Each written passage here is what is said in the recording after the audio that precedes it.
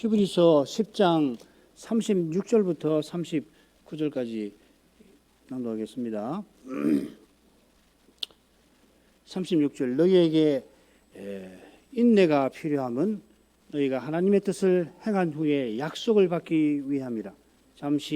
잠깐 후면 오실 이가 오시리니 지체하지 아니하시리라. 오직 나의 의인은 믿음으로 말미암아 살리라. 또한 뒤로 물러가면 내 마음이 저를 기뻐하지 아니하리라 하셨느니라. 우리는 뒤로 물러가 침륜에 빠질 자가 아니요 오직 영혼을 구원하며 이르는 믿음을 가진 자니라.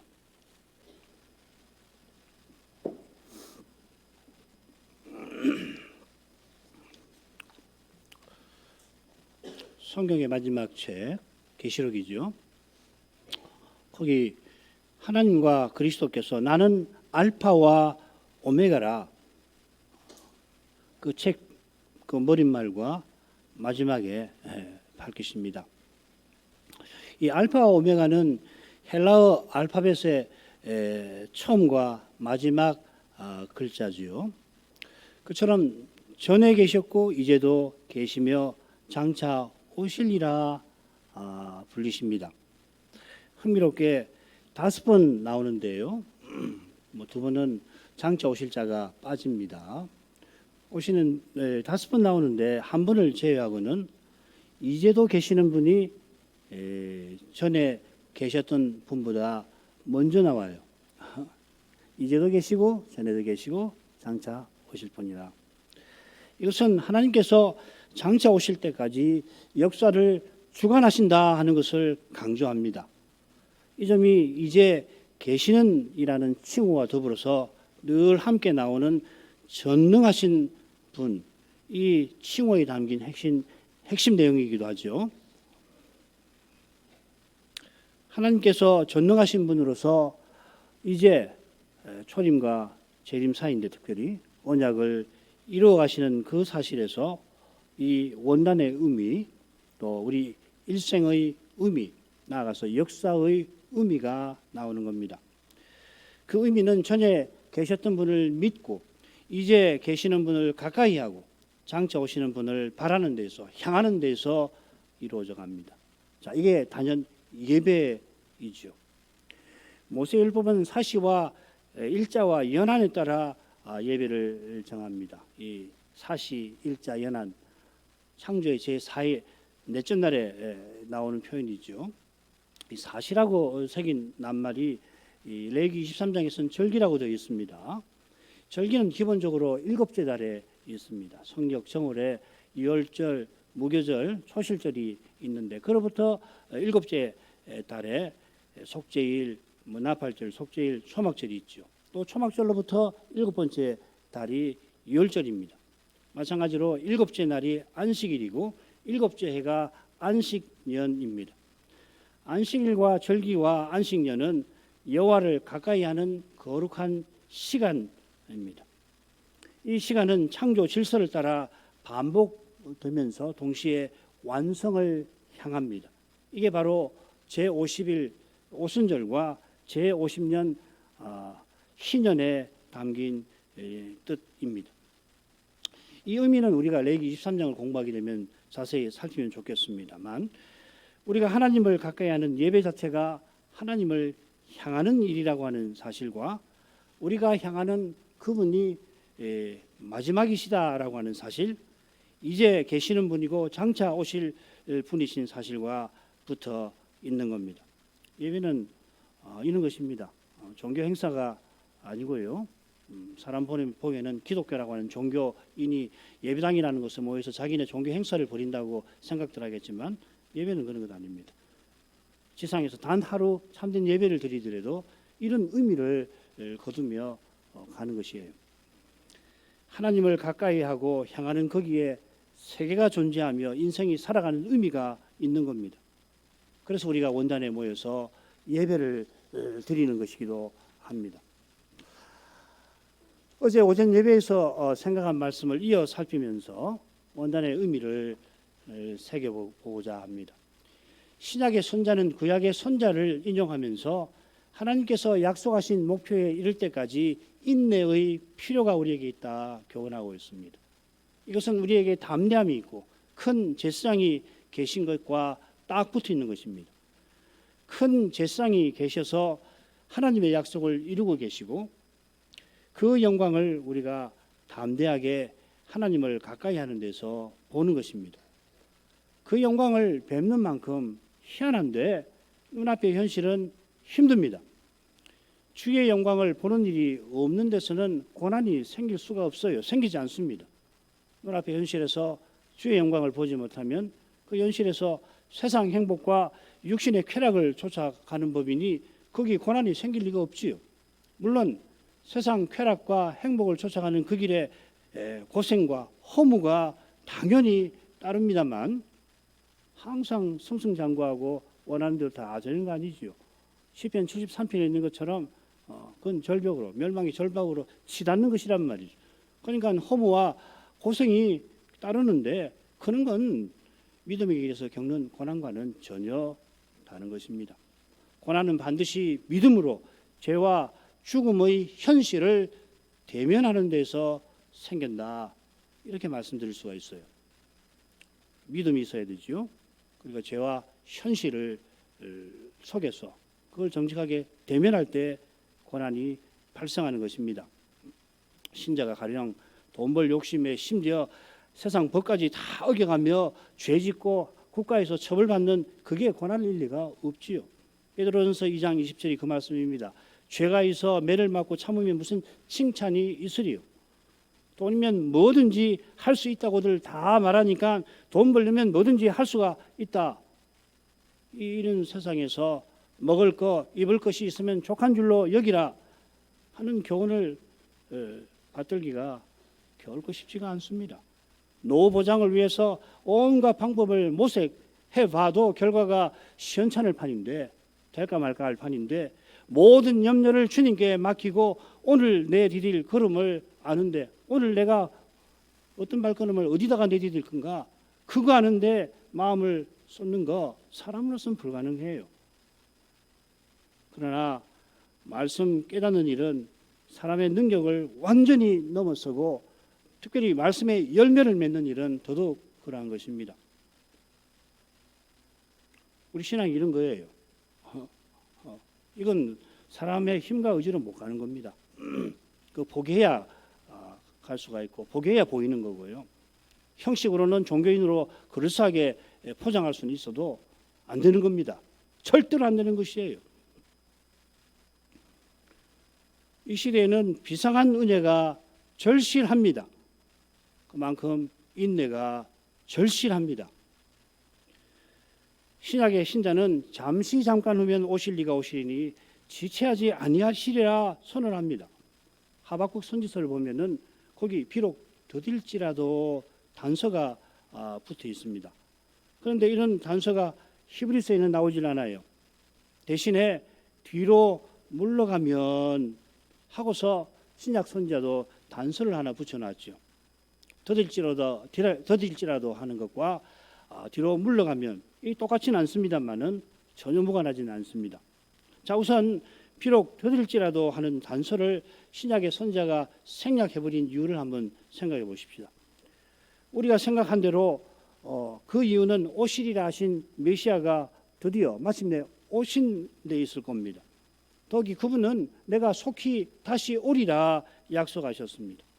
하박국이 예언하고 600년 지나서 메시아가 오신 반면에 메시아가 마침내 오셔서 속히 다시 오시리라고 하셨는데 이제 무려 2000년이 지났습니다. 그러니 히브리서의 선지자 요한 사도가 받은 말씀에 문제 있는 거 아니냐? 그 전한 말씀을 받되 새롭게 해석해야 되는 거 아니냐? 지난 몇 세기 동안 소위 신약 학회에서 이런 주장이 난무합니다. 제가 굉장히 부드럽게 전달해 드린 겁니다. 가령 신약 성경 중에 사도행전 말입니다. 그거 누가 선생이 쓴 것이 아니라고 합니다. 놀라지 마십시오. 이게 신약 학계에서는 정론이에요. 이렇게 이야기하려면 거기 가서 논문 발표하기도 힘들 판이에요. 그럼 누가 썼냐? 왜 썼냐?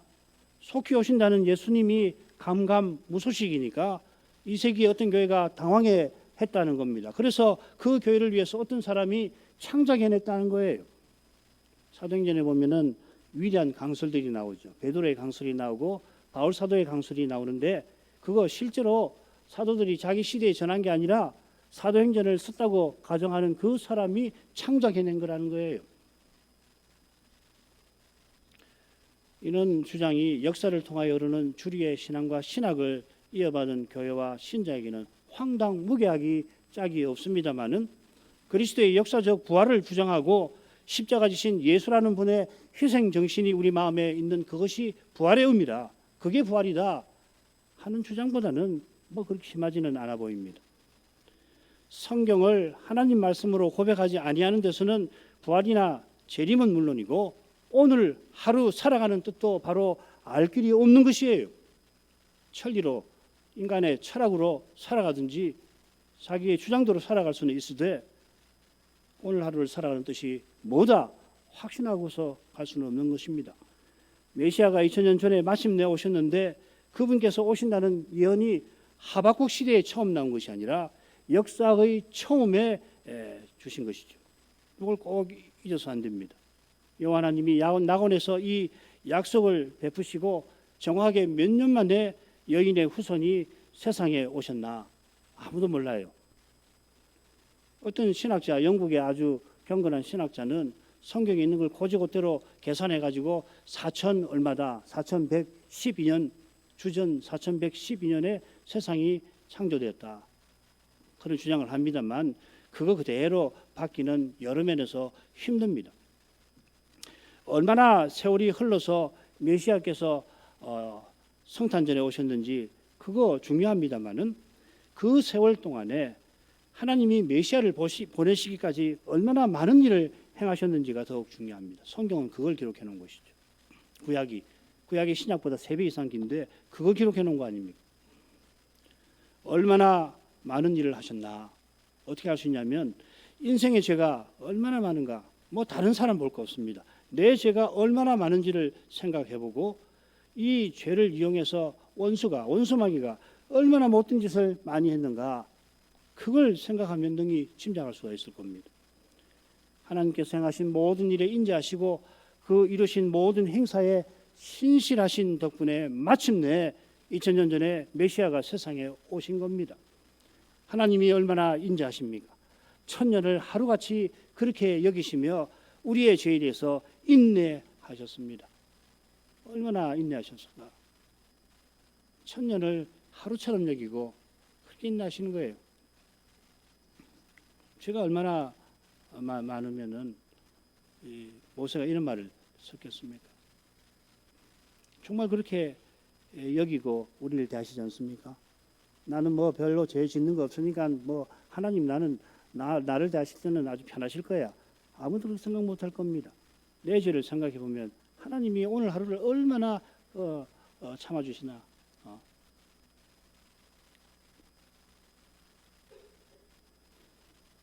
그처럼 하루가 신실하신 하나님께는 천년 같으셨을 것 같은데 그만큼 달리 말하면 하나님께서는 신속하게 속히 메시아를 보내셨습니다. 다만 인생이 선제라고 할지라도 하나님만큼 신실하지 못하니 선자에게 비록 더딜지라도 하신 줄 압니다. 게다가 하박국이 예언하는 시대는 유다가 곧 망할 참입니다. 멸망의 목전에 있습니다. 뭐 600년 정도에 활약했다면 10몇 년 후에는 망하는 거예요. 망하기 전에 이미 느부갓네살이 몇 번을 유다를 정복하고 포로를 이미 2번이나 끌고 가지 않습니까? 바빌로니아가 천년만년 이어질 것 같은 시대였습니다. 그런 시대니 메시아가 정말 오시기나 할까? 그런 마음도 들 수 있는 거예요. 그런 점에서 비록 더딜지라도 하신 겁니다. 더딜 것만 같은 바빌로니아의 종말, 멸망이 이 히브리서 선자에게는 벌써 오래전에 이르렀고 오시지 않을 것 같은 메시아의 나라가 이미 세워져 있는 것입니다. 이런 사실에 비추어서 신약의 선자는 잠깐 후면 오실 이가 오시리라 약속합니다. 주님께서 요한을 통해서 3번이나 내가 속히 오리라 하셨습니다. 주님께서 세상에 처음 오신 일에 관하여서 알게 된다면 틀림없이 다시 오실 때 정말 신속하게 오실 것이다, 전혀 지체하지 않으실 것이다 하는 걸 믿게 될 것입니다. 계시록 머릿말과 맺은말에 똑같이 나오는, 2번 나오는 속히 될 일들이라고 하는 것은 소위 가고론자들이 말하는 예루살렘 멸망이 아니라 주님의 재림과 재림의 징조인 겁니다. 그처럼 주님의 재림은 주님의 초림과 더불어서 이미 종말에 속합니다. 요한사도는 이것이 마지막 때라, 지금이 마지막 때라 하고서 그 증거로서 많은 적그리스도들이 일어난 사실을 들고 있습니다. 그리스도를 참칭하면서 그리스도를 대적하는 이 현실이 마지막 때다, 역사의 마지막 때라고 하는 것을 보여주는 핵심 증거입니다. 돌려 이 현상은 뭐냐면 어둠이 지나가고 참빛이 벌써 비치는 그 사실을 가리키고 있습니다. 참빛이 벌써 비친다는 것은 참빛이신 그리스도께서 세계명을 주시고 이 세계명을 이루게 하시는 시대, 이 시대를 가리키는 겁니다.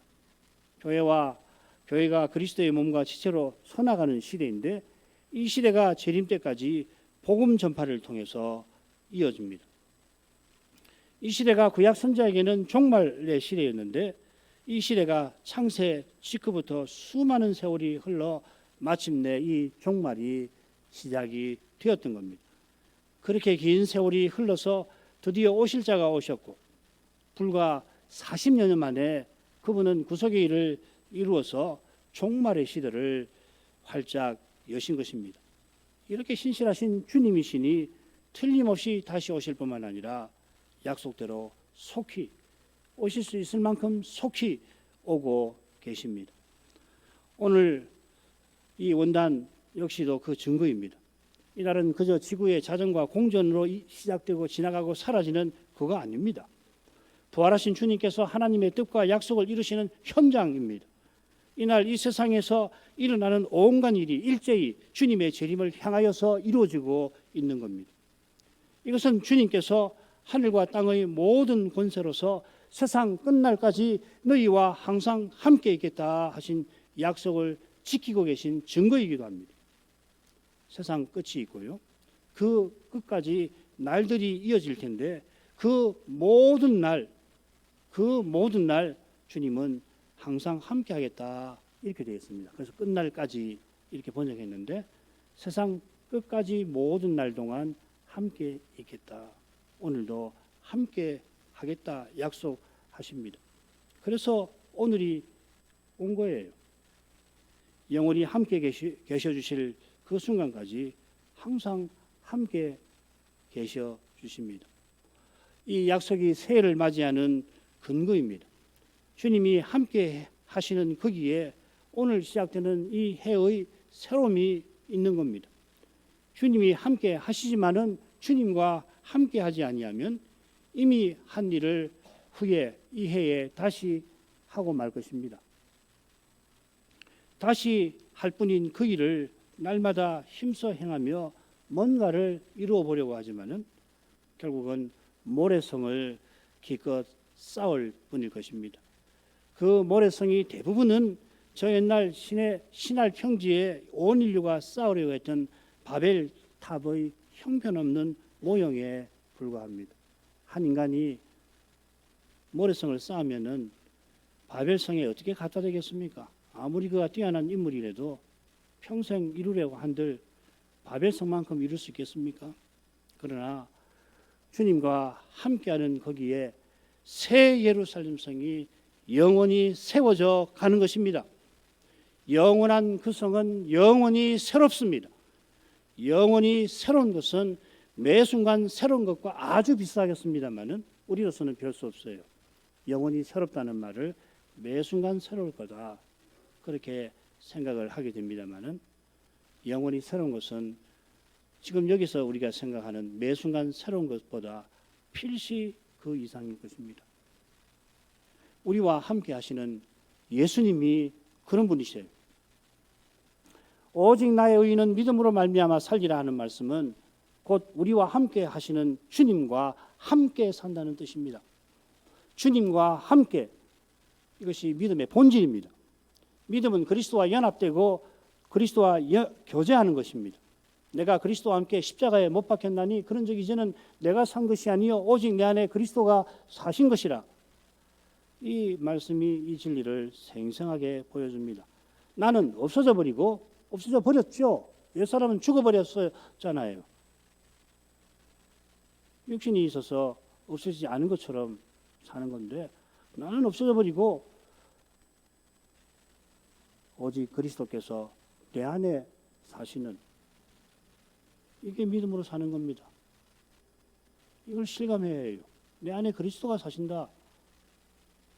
이거 하면 다 이거 뭐 비유적이지 그게 무슨 사실적 표현이냐, 그럴 거 아니란 말이에요.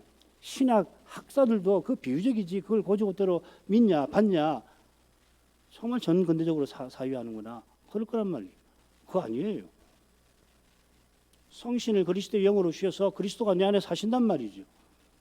그게 나 아니에요. 그게 새로운 나 아닙니까?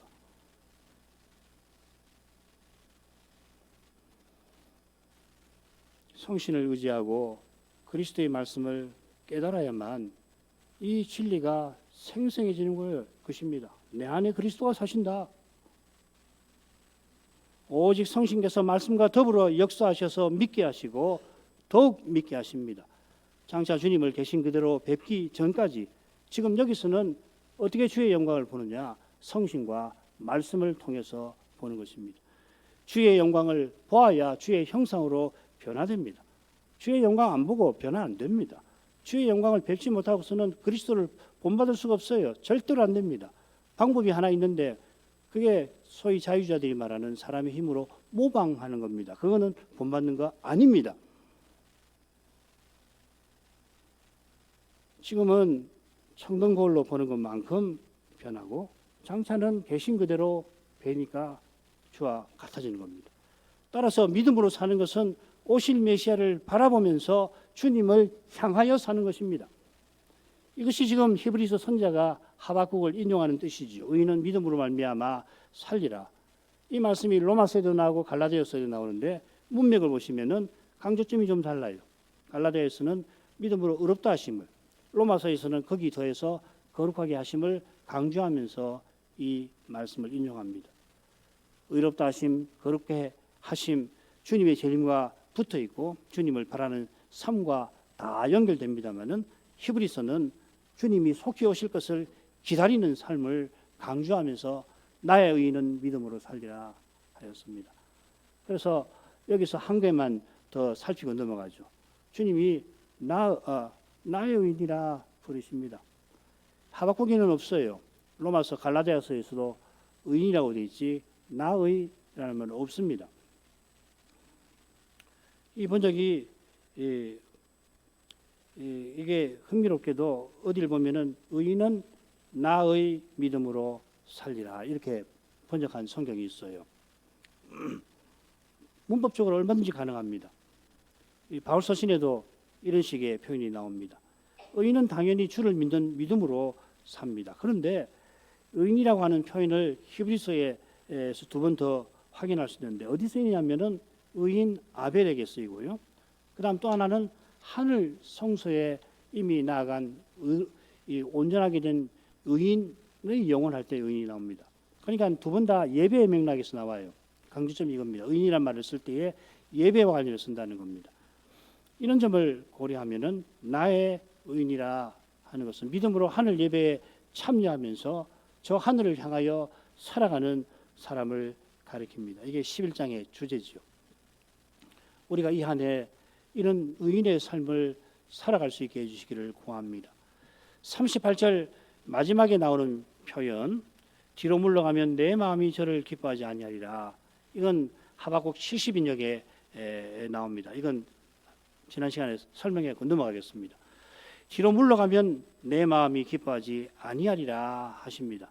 이 뒤로 물러간다는 표현이 신약 성경에 3번 더 나와요. 그 중에 이 사도행전 20장에 2번 나오는데 이 어떻게 써 있는지를 보면 지금 이 히브리서가 뭘 말하는지 아는 데 도움이 될 겁니다. 사도행전 20장 잘 아시죠?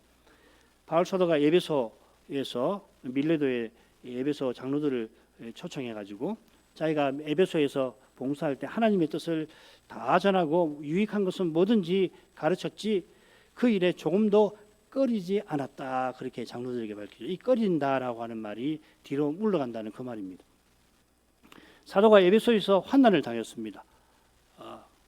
다른 데 보면은 목숨을 잃을 뻔한 환난을 당하는데 그런 핍박에도 사도는 뒤로 물러가지 않고 말씀을 그곳에 다 전했습니다. 하나님께서 사도처럼 거룩한 사명을 행하면서 전진하라 하시는 것입니다. 그걸 기뻐하신다 하셨습니다. 내 마음이 기뻐한다 하는 이 표현은 신약에 어디 쓰이냐면요, 구약에도 마찬가지인데 여호와의 종에게 사용되는 표현입니다. 내 마음에 기뻐하는 자, 내 사랑하는 자.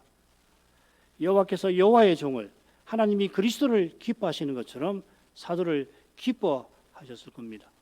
사도처럼 살아가면은 그렇게 우리를 기뻐하신다 이 말이죠.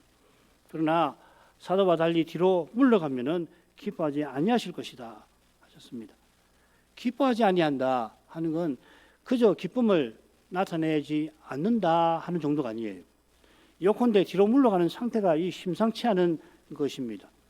이 뒤로 물러간다는 동사의 명사형이 39절에 나옵니다. 우리말은 똑같이 동사처럼 새겼습니다만은 그거 그대로 번역하면 이렇게 됩니다. 우리가 뒤로 물러감의 사람이 아니라 우리는 믿음의 사람이지 뒤로 물러감의 사람이 아니다. 굉장히 어색하죠. 그러니까 풀어서 번역한 겁니다. 대조가 됩니다. 믿음으로 영혼을 구원함에 이르는 것과 정반대로 뒤로 물러감으로 침륜에 빠진다 했습니다. 이 침륜은 흔히 멸망이라고 다른 데서는 다 번역이 되어 있어요. 예를 들면 멸망으로 인도하는 큰 문, 또 멸망의 아들, 그 외에도 많습니다. 여기서도 구원과 대조되는 상태 멸망이겠죠. 그러니까 뒤로 물러가는 건 이 심상치 않은 상태인 겁니다. 멸망의 아들은 배도하는 일이 있고 등장하는데 지금 멸망에 떨어지는 뒤로 물러감, 이거 배도를 이야기하는 겁니다. 배도의 가능성을 담은 비슷하게 멸망으로 인도하는 문을 언급하신 다음에 거짓 선지자 말씀하시죠.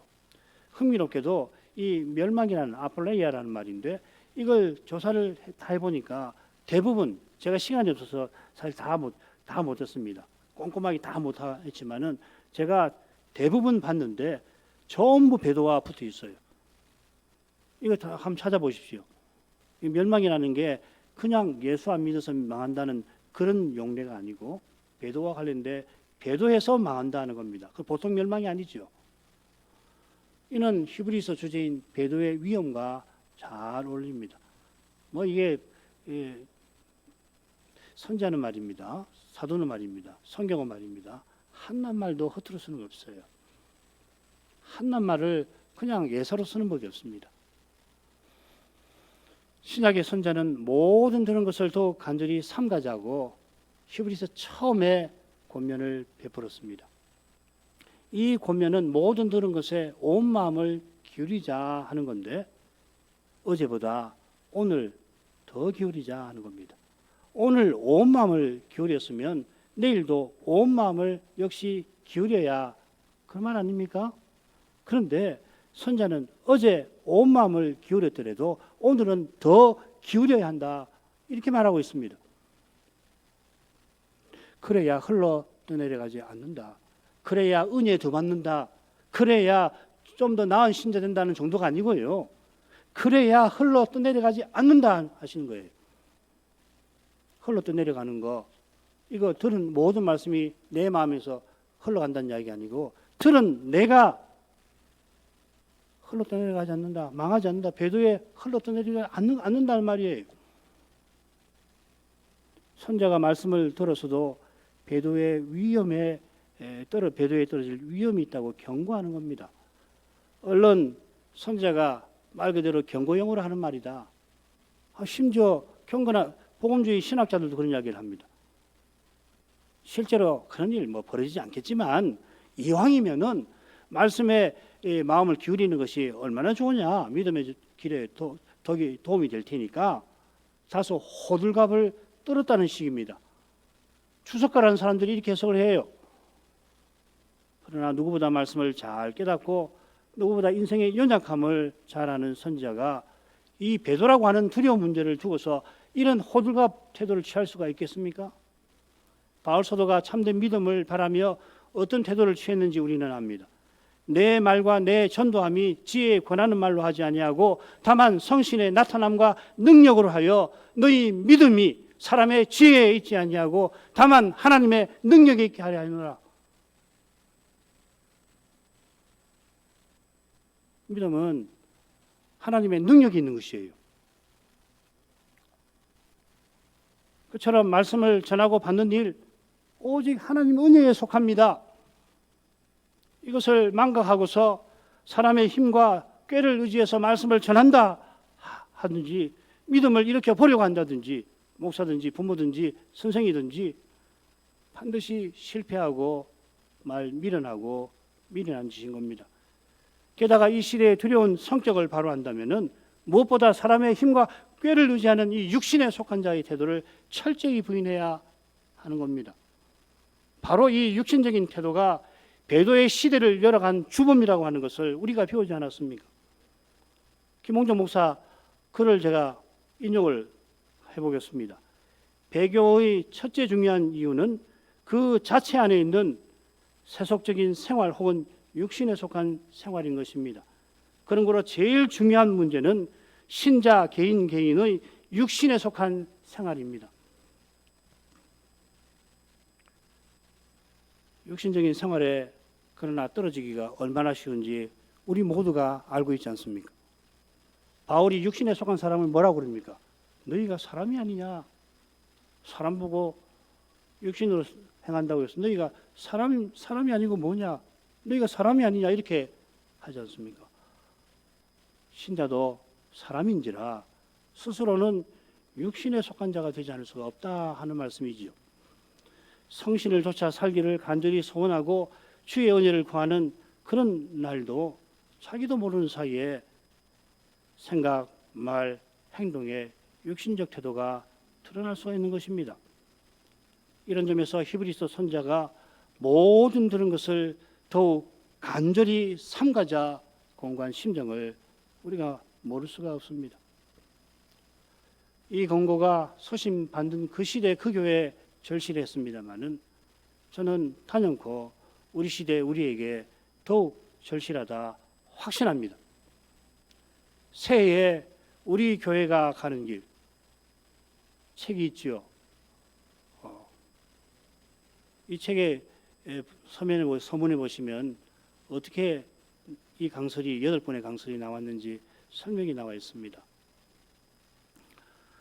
우리 교회 가는 길 걷고자 한다면은 무엇보다 예배에서 오직 그리스도를 전하고 받는 이 일에 대해서 철저히 살펴야 합니다. 이 일이 바르게 이루어지지 않고서는 이 시대에 뒤로 물러가지 않고 배길 방도 없습니다. 제가 여러분의 목사로서 분명하게 말씀을 드릴 수 있습니다. 방법 없습니다. 세상이 우리가 젊었을 때 믿던 세상 아닙니다. 그런 시대 아니에요. 그 시대지만은 훨씬 힘듭니다. 히브리서의 선자가 은혜의 보좌 앞에 담대히 나아가서 때를 따라 도우시는 긍휼하심과 은혜를 구하자 하고서 멜기세덱 반차를 좇는 대제사장 그리스도를 전했지요. 그리스도께서 영원한 대제사장으로 지금 뭘 하십니까? 우리를 위해서 아버지 우편에서 우리를 위해서 간구하시고 아버지께서 약속 이루실 그날을 기다리고 계신다. 이 진리를 서신받는 교회의 해답으로 전했습니다. 선자가 때를 따라 도우시는 은혜를 힘써 구하고서 그 해답을 받아 전한 거예요. 선자나 사도는 뭐 다 알아가지고 그거 이렇게 하십시오. 아닙니다. 이 시대의 강단들에서 여러분 이 말씀이 나와야 합니다. 기도하셔야 합니다. 우리 교회만 말고요. 우리 교단만 아니고 우리 교회 연합 말고 우리 자매교회 혹은 한국 교회 어느 교회라도 이런 말씀이 나와야 해요.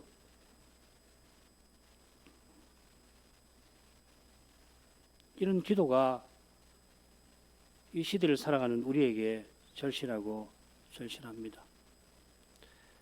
이 기도 없이 이 시대를 분별하고 이길 도리 없습니다. 이 기도가 하나님께 나아가는 것이니 이 시대의 뒤로 물러가지 않고 앞으로 나아가는 그 길이 되겠습니다. 뒤로 물러가는 이들이 실로 많아서 앞으로 나아가는 길이 매우 버거울 겁니다. 뒤로 물러가는 이들이 조용히 미안하다, 우리는 간다 않습니다. 여전히 앞으로 나아가는 이들을 가만히 두지 않습니다. 이 시대가 관용을 똘레랑스라고 하는 것을 미덕으로 세웁니다. 프랑스 혁명에서 나온 계몽의 최고의 덕목이죠. 관용. 그러나 관용의 시대지만 유일하게 관용할 수 없는 게 있습니다. 오직 그리스도를 고백하는 교회의 고백과 그 교회입니다. 세상으로 여겨주지 않죠. 그럴 수가 없습니다. 뒤로 물러가는 이들이 적그리스도가 등장하는 때에 오직 그리스도를 고백하는 이들을 어떻게 대하겠습니까? 마치 거대한 물결이 밀어붙이듯이 저 영원한 나라를 향하는 길을 가로막을 겁니다. 미혹도 있고 협박도 있겠죠. 그때 사도와 선자가 말하는 인내가 이거구나. 내가 견딜 수 있는 게 아니구나. 사람이 견뎌낼 수 있는 게 아니구나. 실감을 할 것입니다. 그런데요, 희한하게 참된 믿음은 뒤로 물러갈 수가 없어요. 아무리 생각해도 타협을 못해요. 100번, 1000번을 생각하고 밤잠을 설정하면서 이게 아닌가, 뒤로 물러가야 되나 생각해도 그럴 수가 없어요. 오히려 주님을 더 의지해야 되겠구나. 그 마음만 오롯이 더 생깁니다. 때때로는 온 세상에 나 혼자 있는 것 같은 외로움, 지독한 외로움이죠. 그런 외로움을 느끼게 되지만은 희한하게 감사의 찬송이 마침내는 올라옵니다. 뒤에 말씀 자세하게 설명했는데 이 영혼을 구원함에 이르는 믿음, 금방 설명한 말씀과 대조를 이루는데요. 이 영혼을 구원함이라고 번역하니까 아주 익숙한데 이 구원함이라고 새긴 낱말이 퍽 드물게 사용됩니다. 이게 무슨 말이냐면요, 동사로는 보존한다 하는 뜻입니다. 그 명사를 썼어요. 그러니까 영혼을 보존한다 하는 것이 좀 어색하니까 영혼을 구원함이라 이렇게 새긴 겁니다. 핵심만 말씀드리고 마치겠습니다. 이 보존한다, 영혼을 보존한다는 것은 목표를 향해서 계속해서 걸어가는 이미지가 이 말씀에 있다는 겁니다. 그리고 이 영혼이라는 말이 38절에 주의 마음이라고 새겨져 있습니다. 어쩌면은 영혼을 구원함은 주의 마음이 기뻐하시는 상태를 염두에 두고 쓴 표현이 아닌가. 요컨대 뒤로 물러가 주의 마음이 기뻐하지 아니하는 상태에 추락하지 않고 나의 의인다웠게 믿음으로 살아서 마침내 주께서 기뻐하시는 영원한 상태에 들어가는 것을 이런 표현으로 나타낸 것 같습니다. 하늘아버지께서 긍휼히 여기셔서 우리 모두가 이런 복된 상태를 향하여 이 한 해 나아가게 해주시기를 간절히 빕니다. 올해 무슨 일이 기다리고 있는지, 어떤 일이 벌어지는지 모릅니다만은 어떤 현실에서든지 주님께서 함께 해주셔서 우리도 주님과 함께 해주시기를 구합니다. 우리 교회 가는 길이 지금까지도 결코 쉬운 적이 없었지만은 필시 앞으로는 훨씬 어려울 것입니다. 우리들은 더욱 간절히 긍휼과 은혜를 주님께 구하라 하신 것입니다. 더욱 순전한 믿음을 품으라 하시는 것입니다. 그러나 사도처럼 살든지 죽든지 내 몸에서 그리스도께서 존귀되시기를 바라는 이 마음을 품는다면 실로 복될 것입니다. 이 복된 삶은 점점 캄캄해지는 이 시대에 홀로 밤하늘을 밝히는 별과 같은 삶이 될 것입니다. 기도하겠습니다. 거룩하신 아버지, 새 아침에 주의 영광을 뵙게 하시고 주의 말씀을 전하고 받게 하시니 감사드립니다. 이 새해 매주일 하나님을 예배하게 하시고 새해 매일 하나님을 향하게 하옵소서. 주 예수께서 속히 오시겠다는 약속이 이루어져 간다는 것을 이로써 깨닫게 하시고 사도처럼 더 주님을 본받아 주님과 같아지는 그날을 더 소망하게 하옵소서. 그날을 소망하는 만큼 날마다 그리스도를 더 본받게 하시고 본받게 하시는 만큼 사도처럼 이 주님과 영원히 함께 할 심정에 더욱 나아가게 하옵소서. 오직 그리스도를 전부로 삼는 이 순전한 믿음을 더 허락해 주셔서 이 믿음으로 말미암아 그리스도의 몸답게 함께 그리스도를 드러내게 하옵소서. 이를 위해서 저희가 독립 개신교회로 세움받았던 것을 고백합니다. 저에게 주신 그 거룩한 사명 주님께서 친히 이루어 주실 것을 확신합니다. 다만 이루시는 그 일에 저희도 써주시기를 간절히 구합니다. 이 안에 순전한 복음이 교회의 강단들에서 더 힘있게 전파되게 하시고 전파된 복음이 주를 사랑하는 이마다 기쁘게 받는 것이 되어서 주께서 기뻐하시는 말씀의 열매 곧 하나님 나라의 열매를 맺는 데까지 나아가게 해 주옵소서. 주께서 말씀하시면 틀림없이 이루실 것입니다. 이루실 때 틀림없이 이루시는 그만큼 신비하게 이루십니다. 사람 보기에 당장 이루어지지 않을 것 같아도 낙담스러운 그 현실을 통해서 소망스럽게 이루어 주실 것입니다. 이제 눈을 들어 하늘의 아버지를 바라봅니다. 때를 따라 도우시는 긍휼과 은혜를 간곡히 구합니다. 높은 하늘에서 굽어 살펴주셔서 사랑하시는 주의 자녀들 이 두려운 시대에 그 주의 날개 그늘 아래 꼭 보호해 주시옵소서. 인도해 주시옵소서. 예수님의 이름으로 기도합니다. 아멘.